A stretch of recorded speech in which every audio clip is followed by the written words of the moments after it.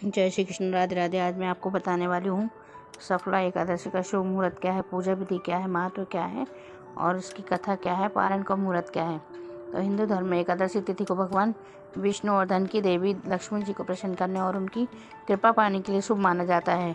हर माह की कृष्ण पक्ष और शुक्ल पक्ष की एकादशी तिथि पर भगवान विष्णु के निमित्त व्रत किया जाता है। साथ ही कुछ विशेष चीज़ों का दान किया जाता है। धार्मिक मान्यताओं के अनुसार एकादशी के दिन व्रत रखने, विधि पूर्वक पूजा करने, गौदान करने से व्यक्ति को जीवन के दुख और संकट से छुटकारा मिलता है, साथ ही पुण्य की प्राप्ति होती है। पौष माह की कृष्ण पक्ष की एकादशी पर सफला एकादशी व्रत किया जाता है। इस साल सफला एकादशी व्रत को लेकर बहुत कन्फ्यूजन है कि इस व्रत को 26 तारीख को रखना है कि 25 तारीख को। तो वैदिक पंचांग के अनुसार पौष माह के कृष्ण पक्ष की एकादशी तिथि की शुरुआत 25 दिसंबर की रात 10:29 पर होगी। वहीं इस तिथि का समापन अगले दिन यानी 27 दिसंबर को सुबह 12:43 पर होगा। ऐसे में सफला एकादशी का व्रत 26 दिसंबर को किया जाएगा।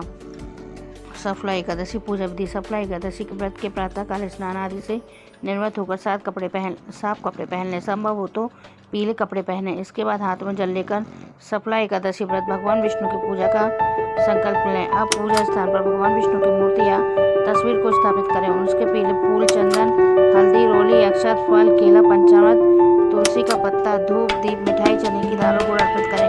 इसके बाद केले के पौधे की पूजा करें। फिर विष्णु सहस्त्र नाम, विष्णु चालीसा का पाठ करें।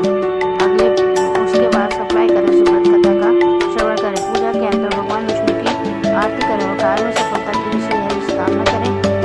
दिन भर फलाहार करते हुए व्रत रखें। दिन भर भगवत जागरण करें। रात्रि में हरि भजन करें। अगले दिन सुबह पूजा के बाद पारण करें। सफला एकादशी व्रत कथा। सफला एकादशी व्रत की कथा अनुसार चंपावती नगरी में एक महेश्वर नाम का राजा राज करता था। उसके 4 पुत्र थे। उन सबसे नाम का बड़ा राक्षस महापापी था। वह पापी तथा परस्त्री और वेश्यागमन तथा दूसरे बुरे कर्मों में अपने पिता का धर्म नष्ट किया करता था। सदैव देवता, ब्राह्मण, वैश्यों की निंदा किया करता था। राजा को अपने बुरे पुत्र के ऐसे कुकर्मों का पता चला तो उन्होंने अपने राज्य से निकाल दिया। तब वह बताने लगा कि कहाँ जाऊँ, कहाँ रहूँ। अंत में उसने चोरों का चोरी का निश्चय किया। दिन में वह भगवान शंकर को छुआ कर उस दुर्गा का औषधि के रूप में सुबह 7 दिन, 8 दिन या 15 दिन तक उसका सेवन प्रतिदिन 2 या 4 बार प्रतिदिन खाना प्रारंभ करें। बस सुबह के समय पर खाली पेट आप खाना जब प्रारंभ करेंगे और जब दुर्गा को आप पाएंगे तो 15 दिन के बाद आप फिर वापस जांच करवाएंगे तो जो पत्थरी है वो धीरे धीरे गल कर कट कर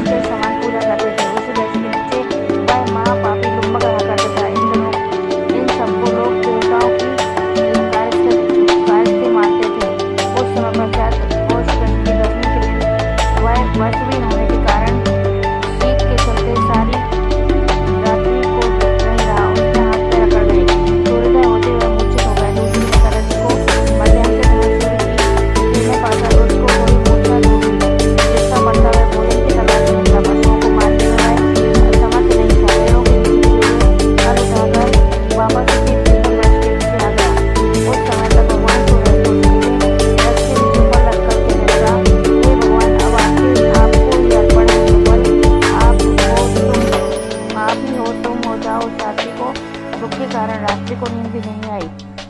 उसके इस उपवास को जागरण से भगवान अत्यंत प्रसन्न हो गए। उसके सारे पाप नष्ट हो गए। दूसरे दिन प्रातः एक अति सुंदर घोड़ा उसके अनेक सुंदर वस्त्रों से सजा हुआ उसके सामने आकर खड़ा हो गया। उसी समय आकाशवाणी हुई कि हे राजपुत्र, श्री नारायण की कृपा से तेरे पाप नष्ट हो गए हैं। अब तो अपने पिता के पास जाकर राज्य प्राप्त कर सकता है। ऐसी वाणी सुनकर यह अत्यंत प्रसन्न हुआ और दिव्य वस्त्र धारण करके भगवान आपकी जय हो कहकर अपने पिता के पास चला गया।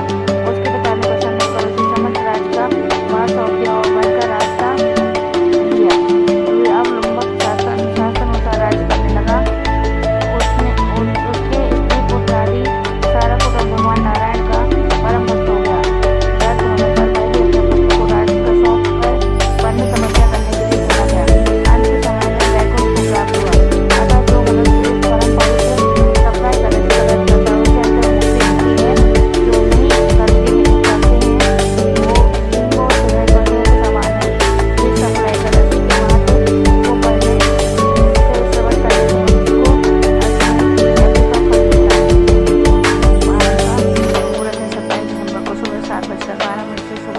9:16 के बीच किया जाएगा।